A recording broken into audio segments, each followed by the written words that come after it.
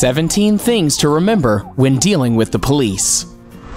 The police have been a very hot-button issue in the last couple of years, drawing a lot of negative attention. But what can you do if you're stopped by the police? What rights do you have? And finally, how will you be able to survive an encounter with our police officers? Keep watching to find out how to get through a run-in with the police safely. But first, why don't you subscribe to our channel, and while you're at it, hit the notification bell as well. Cause we're the law here on YouTube, and the law says to like, subscribe, and comment. Okay, so where do we begin? How about the fact that way too many Americans owe their entire knowledge of law enforcement practice to TV cop procedurals? Unfortunately for us, these shows are often not based on how the police work in real life. So it's important to know your rights when dealing with the police, as well as all the tricks and traps that they can use to get you to forfeit them. Number 17, they're not your friends. If you take away one thing from this list, I want it to be this point. Whatever you think of the police and their function in society, the second you're arrested or taken into custody, they are working against you. They're trying to charge you with a crime, and everything they do, no matter how nice it seems, is a means toward an end. In other words, CSI lied to all of us. Number 16. Some police are racist. No, we're not saying that every police officer is racist. We're saying that the system is biased against people of color, especially Black and Latino people. A Stanford University study from 2017 found that across all 50 states, Black and Latino people are disproportionately likely to be searched if their cars are stopped, even over trivial matters. FBI data shows that Black people are disproportionately likely to be killed by police, even more so when you look at people killed while not resisting arrest. And a study using body cam footage shows that police are more likely to use disrespectful language and thus escalate the situation when they're talking to Black people versus when they're talking to white people. The depressing takeaway is this: if you're Black or Latino, the previous rule is far more applicable than if you're white. Number 15. Don't resist. It's counterintuitive when faced with people wearing armor and holding weapons, but staying calm and respectful is vital. Running, bad-mouthing the officer, or reaching for anything in your waistband or pockets are all serious no-goes. This is true even if you're being approached or arrested for unfair reasons, or if the police officer is being disrespectful towards you. And, like many other items on this list, this goes double if you're Black or Latino. If they're trying to charge you with something, just remain calm. Number 14, don't consent. Please don't take the above rule to mean do everything the officer tells you to do. You still have rights. If you're pulled over, the police are allowed to pat you down if they suspect you have a weapon, but you can refuse to consent to a further body search or a search of your car or home. If they do it anyways, verbally say that you do not consent and absolutely don't volunteer to be searched. If you do consent, it might have implications for you in court. When police are trying to charge you, be cool, but make sure that you know your rights. Number 13, ask if you're free to go. If you're being pulled over or stopped and the cop is questioning you harshly, make sure you stay calm. They might be trying to scare you with false charges, but all you need to do is ask, am I free to go? If yes, make sure that you leave politely. If not, then it's time to call your lawyer and keep silent. Number 12, don't do anything illegal. Okay, how many times have you watched a cop show where the suspect just gets into more trouble by further incriminating themselves? If you're being arrested or pulled over, just stay calm, and whatever you do, don't break the law. Not in front of the police officers, at least. You wouldn't want them to charge you with anything you could have avoided. Number 11, don't run.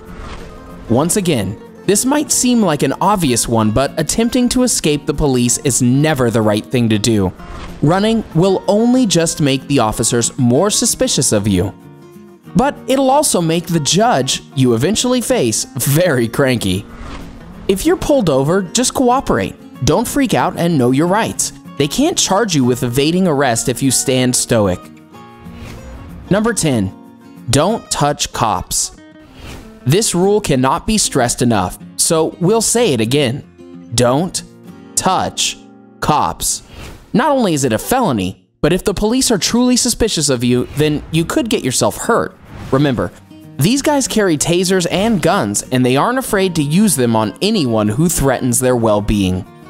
Number 9, the police can lie. Seems awfully strange, right?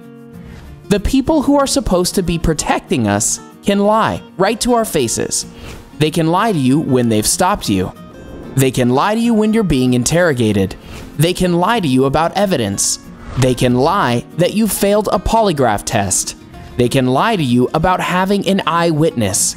And if you confess or falsely confess based on that evidence, guess what? It's still legally considered a voluntary confession. There's a case that exemplifies this. If you're interested, see People vs. Jones from 1998. Number 8, you're not allowed to lie. Giving false information can get you charged with obstruction of justice, a felony under federal law. However, you can't be charged with obstruction of justice for refusing to answer questions because of your Fifth Amendment rights. Keep in mind, however, in some states, you do need to give your name if asked. So, if you're going to give the cops anything, just make sure it's only your name and your ID. Number 7, you can keep quiet. Wait, what does the right to remain silent actually mean?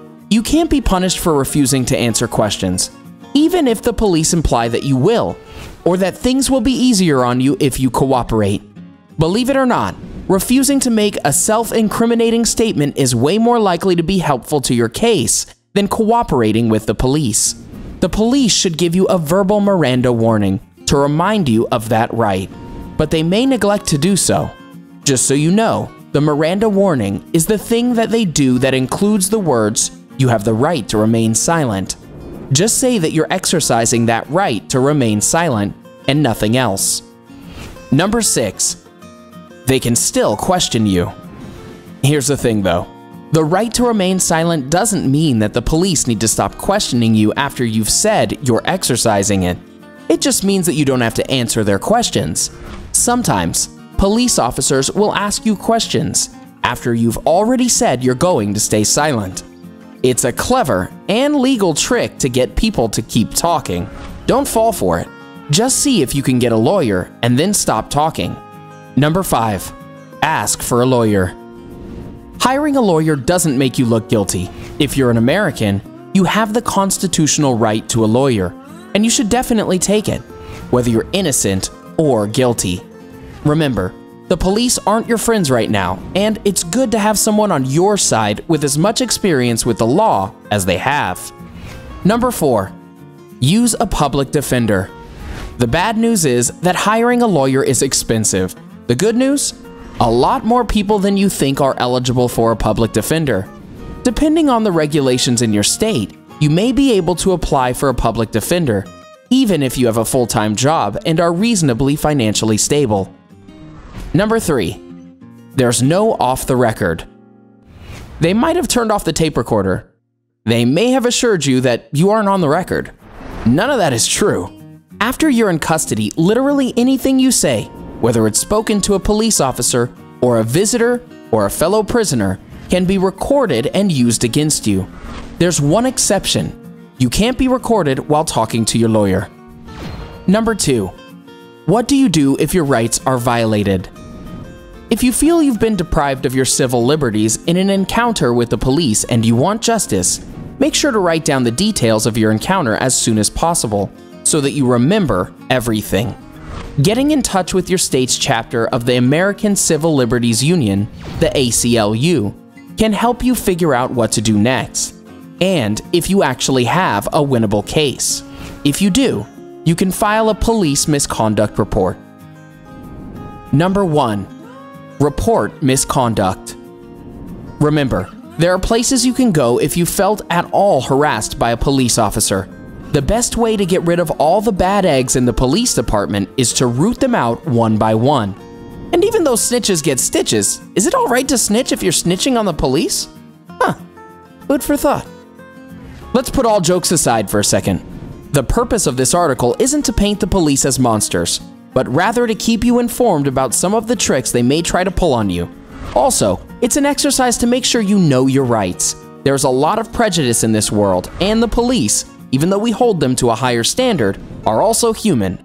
The best thing we can all collectively do is just be polite, calm, and informed. That's about it. Now, you should be more than equipped to face off with the police one day, although we really hope you never have to. Have you ever had a bad run-in with the police?